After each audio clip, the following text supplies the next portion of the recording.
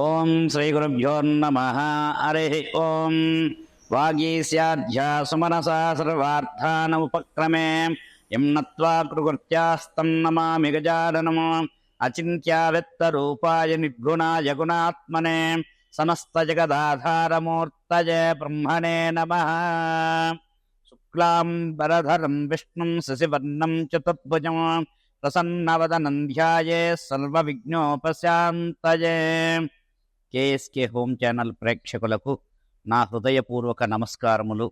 నేను ఈరోజు మీ అందరూ కూడా మీ కుటుంబ సభ్యులు మీరంతా కూడా ఆనందోత్సాహంతో ఆయురారోగ్యములతో ఐశ్వర్యాలతో తొలదూగాలని ఈరోజు మీకు ఒక చిన్న విషయంగా మీకు చెబుతూ మీరంతా కూడా మీరు తెలుసుకొని మీరంతా మంచి ఉన్నతోన్నత స్థానానికి చేరాలని, మంచి విద్యాబుద్ధులు కలిగి మీ కుమారులు కుమార్తెలు మంచి యోగస్థానం జరగాలని చెప్పేసి ఈరోజు ప్రారంభం చేస్తున్నాను. రేపు మే 23వ తారీఖు పౌర్ణమి వస్తుంది.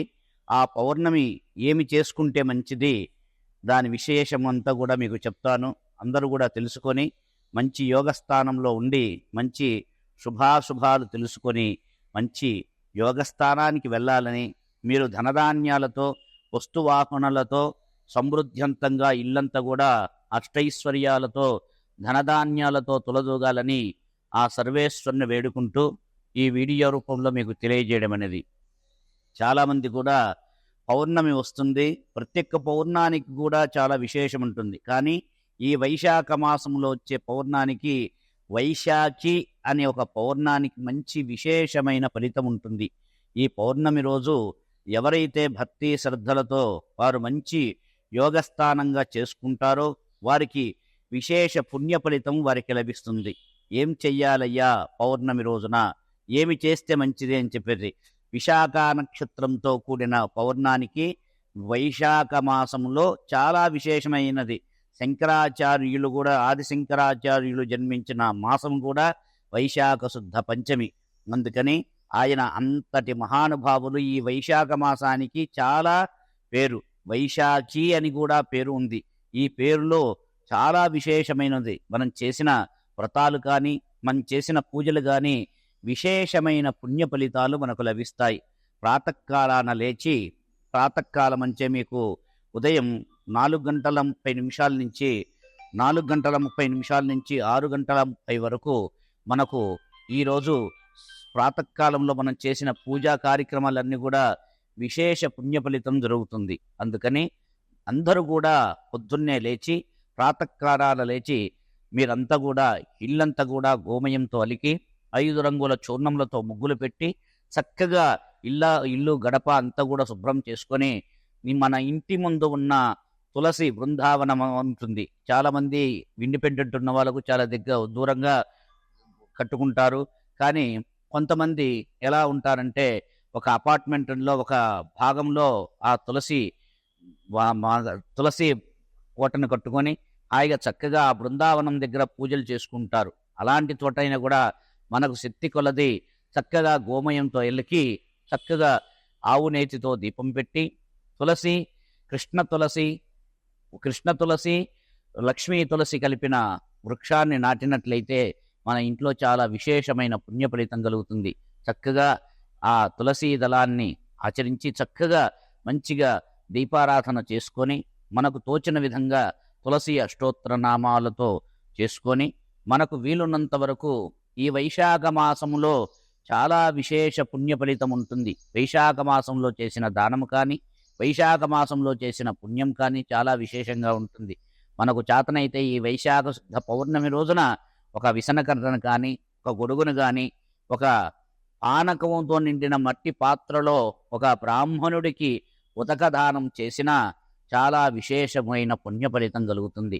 ఈ వైశాఖ మాసంలో వచ్చే ప్రతి ఒక్క కార్యక్రమంలో వైశాఖ మాసం వైశాఖ మాసము పోతే వసంత ఋతువు చక్కటి చాలా విశేషమైన రోజు.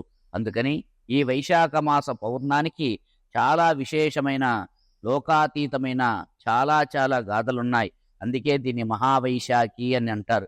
ఈ వైశాఖి రోజున ఎవరైతే మనకు ధాన్యం గాని ధనము గాని వర్ధిల్లాలంటే ఈ వైశాఖ మాసంలో చేసే ప్రతి ఒక్క పూజ కూడా చాలా విశేషంగా ఉంటుంది. అందుకనే ఇది మౌఢ్యంలో జరుగుతున్నది. ఈ మౌఢ్యంలో చేసే ప్రతి ఒక్క పూజ కూడా చాలా విశేషమైన ఫలితం ఉంటుంది.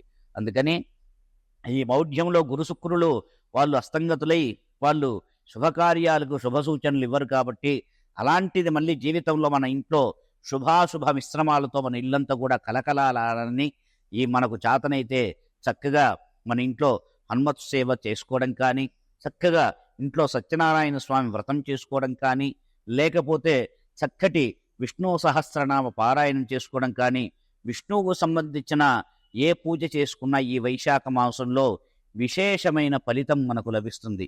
అందుకనే అలానే పోతే లక్ష్మీ తులసి గాని కృష్ణ తులసి గాని కలిపి ఒక బ్రాహ్మణుని పిలిపించి చక్కగా ఆయన పాదార్చన చేసి ఆ తులసి సహిత తాంబూలము బ్రాహ్మణుడికి ఇచ్చినట్లయితే విశేషమైన ఫలితం మనకు లభిస్తుంది.